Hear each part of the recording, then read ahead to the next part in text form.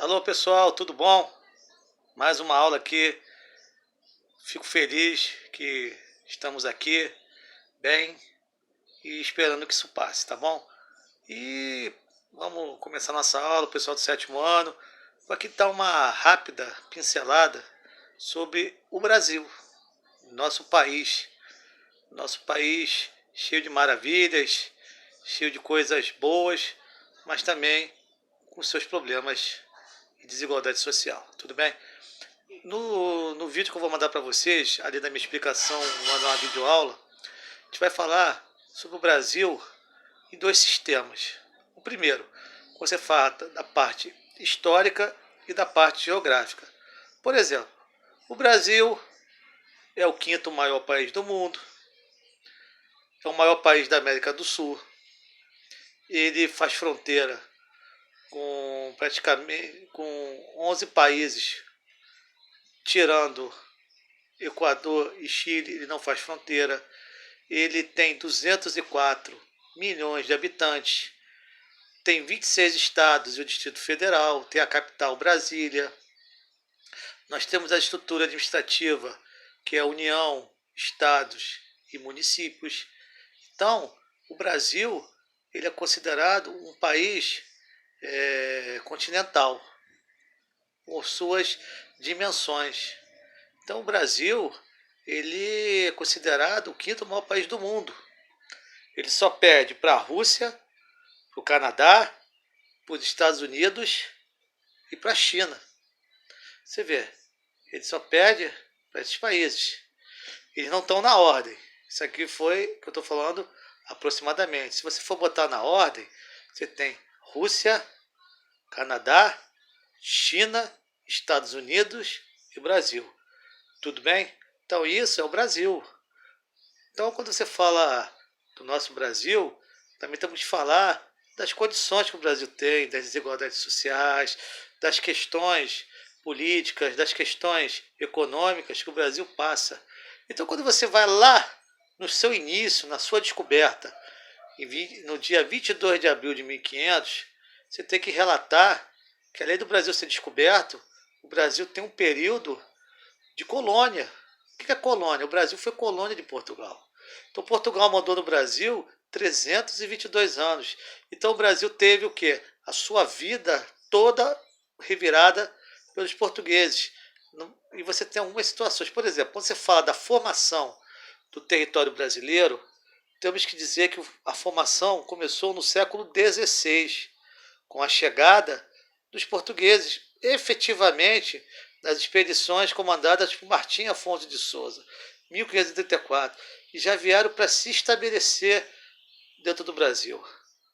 E para se estabelecer, eles tentaram criar um sistema que chamava-se capitanias hereditárias. Esse sistema ele funcionava da seguinte forma: ela passava de pai para filho, hereditário. Só que a coroa portuguesa não tinha condição de bancar esse sistema. Então o que aconteceu? Foram dados às capitanias, os donatários, que eram os donos da terra, 15 lotes.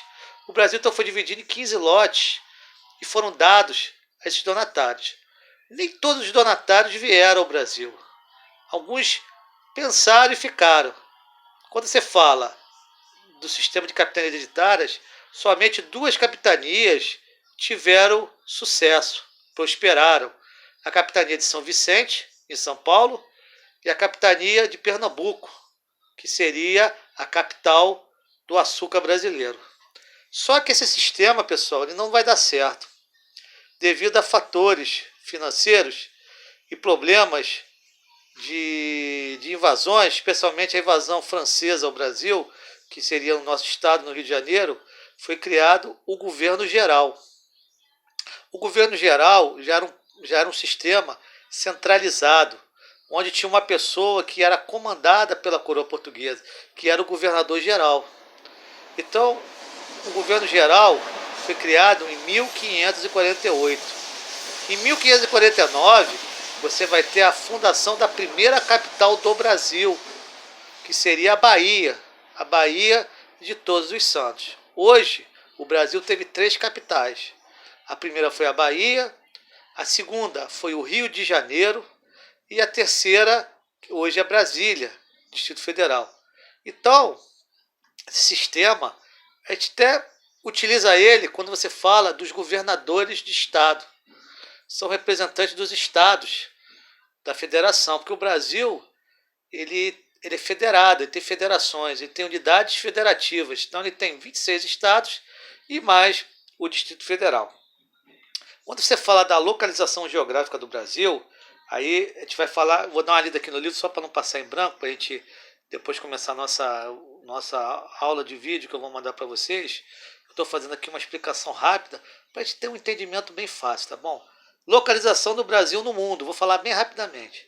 O território brasileiro está inteiramente localizado a oeste do meridiano de Greenwich, ou seja, no hemisfério ocidental. Quando hemisfério ocidental quer dizer oeste das terras. Suas terras também se estendem pelo hemisfério norte e hemisfério sul do planeta. No hemisfério sul localizam-se cerca de 93% do território brasileiro e 7% no hemisfério norte, ou seja, uma pequena área que está ao norte da linha do Equador. A linha do Equador, pessoal, divide o globo terrestre, o planeta Terra, em hemisfério norte e hemisfério sul. A linha do Equador é um paralelo principal que tem de 0 a 90 graus. Você tem os limites representados por linhas que demarcam as áreas dos territórios. O Brasil não faz limite com Chile e Equador, como eu falei. Isso aí é básico. Chile e Equador não fazem fronteira, não irão fazer fronteira com o Brasil. Tudo bem? E para finalizar, território e representação em análise. Você fala de território, o que é o território? São áreas delimitadas, áreas que nós temos que demarcar por fronteiras. O Brasil tem fronteiras terrestres e fronteiras o quê? Marítimas. Tudo bem? Então, pessoal, espero que tenham gostado. Vou mandar vídeo aula para vocês, alguns exercícios do livro para ser feitos por vocês. Espero que esteja todo mundo bem. Fiquem com Deus. Aquele abraço. Fui!